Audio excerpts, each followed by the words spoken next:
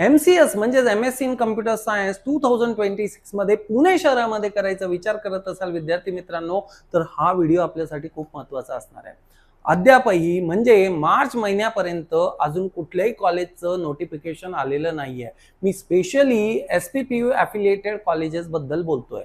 SPPU मध्ये सुद्धा department आहे MSc कॉम्प्युटर सायन्सचं, त्यांचंही अजून नोटिफिकेशन आलेलं नाहीये. त्यानंतर अफिलिएटेड कॉलेजेस जे आहेत ऑटोनॉमस जरी असलं तरी त्यांचं नोटिफिकेशन आलं नाहीये.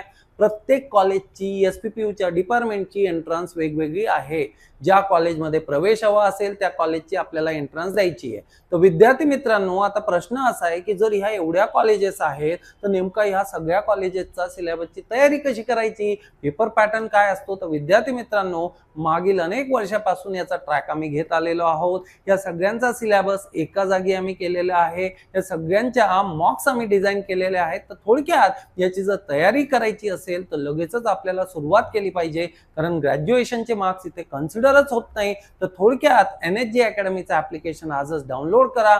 MSc कम्प्युटर सायन्स हा कोर्स शोधा आणि लगेचच तयारीला लागा.